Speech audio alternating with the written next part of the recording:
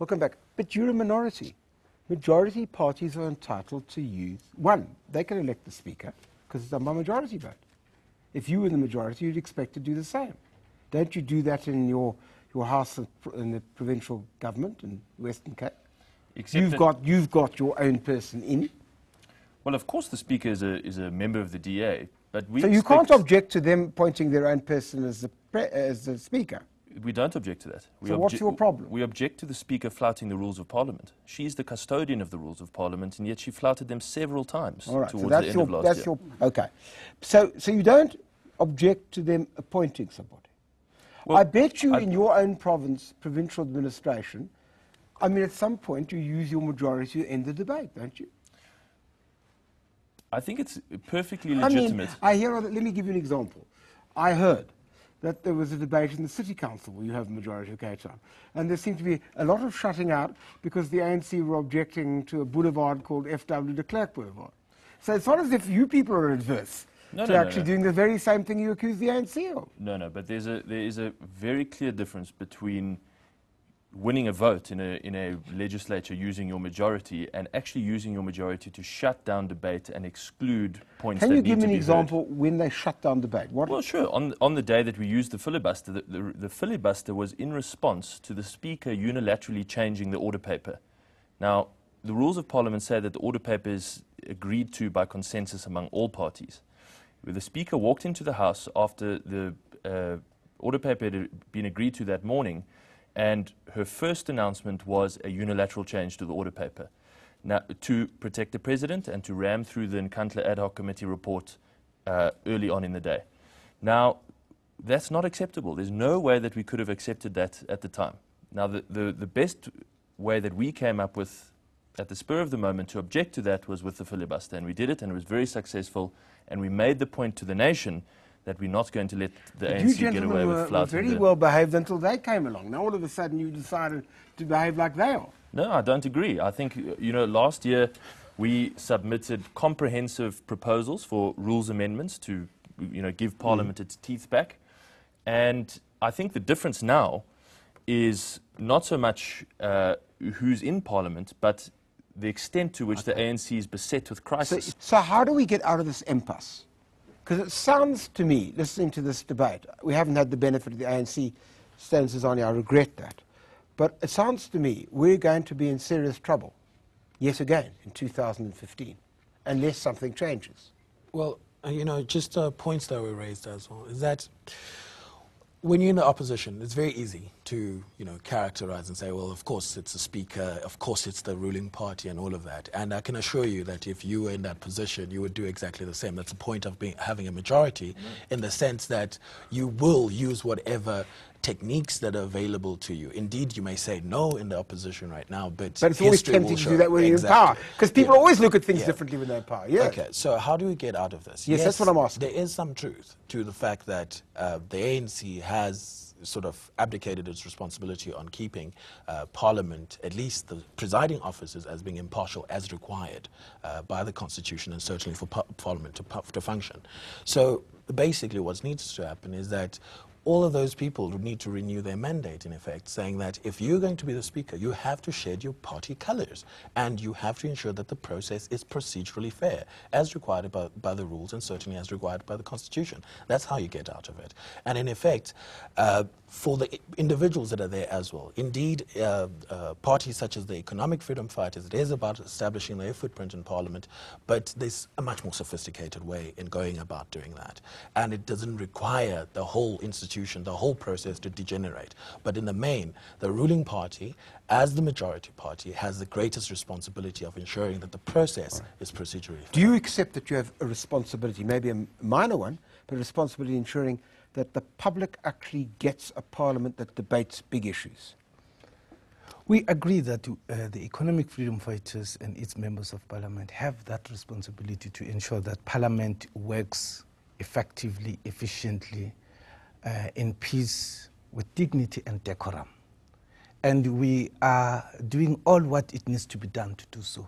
However, we cannot be party to a blatant contravention of the Constitution by the President, contraventions of the rules of parliament by the presiding officers, just for the sake that the public must say, no, we are well behaved. No, we're but well I'm behaved. asking you No, something slightly different. I'm asking you, how would you, public are listening to you out there, this particular program is taking place before Parliament begins. People want to know, what's your attitude to ensuring that Parliament really works for the people? There's nothing that we're going to change in our conduct in Parliament. Okay. We are going to make sure that the presiding officers make rulings that are objective and not biased. And how do you test that? Well, it's not a matter of how do we test that. It's about how do they react to issues that we'll be raising and how they are being raised. Okay. Yes, please. I'll give you a chance, Professor, but carry on. You have a speaker who keeps quiet when a member of the ruling party rambles on in his speech calling people Hitler, Mussolini, fascist, Nazist. It's only until you raise up your hand and say, but this is unparliamentary. He says, okay, no, I'm going to check the Hansard. Knowing very well that in the past parliament, such name-calling was ruled unparliamentary. We got the point. Sorry, yes. You see, we can erase those issues, but there's an issue that is fundamental. Now, I want you to help me. That is, would you be willing to accept that sometimes, and often maybe in parliament, you may ask a question, and the answer that you get may not be the answer that you want.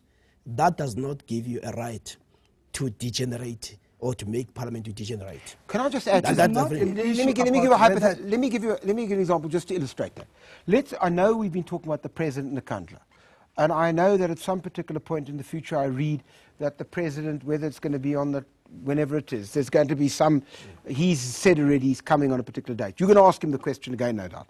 Assuming he gives you an answer that absolutely is unacceptable to you, i.e. he says, hypothetically, I see nothing wrong with the expenditure at Nkandla, it's all fine. You don't like that, that's what he believes. What do you then do? You shout him down, or do you say, we've got to find another avenue to show the public that in fact we're right, he's wrong? We have said it repeatedly as the EFF that the president must answer a question. Yes, but how? When are you going to pay back the money? He must just say, I do not intend to pay a cent. Right, and then and if he says that? If he says that, the parliament proceeds, and then I think we've got our reservations. Yes. Yes. That's, for me, as I say, I want to ask you what your attitude to that is. Well, I think that's why we have the electorate. That's why this is a public space. That's why people must see it.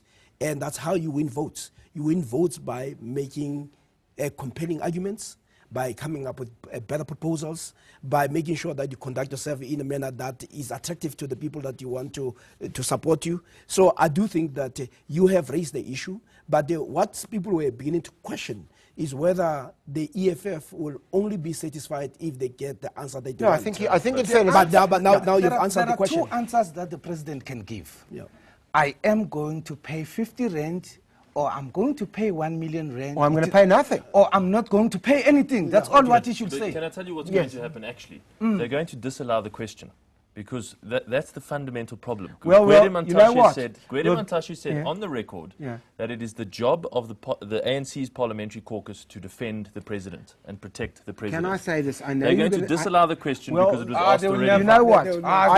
Money on it. You know what? You can put as much money on as you like. We'll have you all back, and hopefully I can get Mr. Sizani on that program as well, and we can have a nice. And that is the core and we can problem. have a nice. No, I'm very sure that they'll ask the question. Fine, but that's beyond where we are this evening. What we were trying to do tonight was to ask a really fundamental question.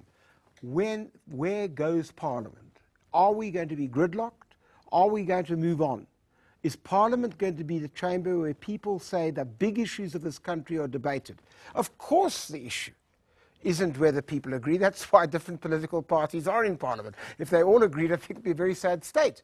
We wouldn't have a Parliament then. We just have simply one party that they'd all say the same thing. That's not what this is about. The job is, what's the role of Parliament? And if its role is to articulate views representing the full kaleidoscope of South African opinion, the question is, what happened in 2014, is it going to reproduce itself? If not, how is it going to change, and should it change? And the further question, perhaps, you might want to consider is, whose fault it is that we've got to the impasse that we have? All those questions, judge for yourself. Good night. you.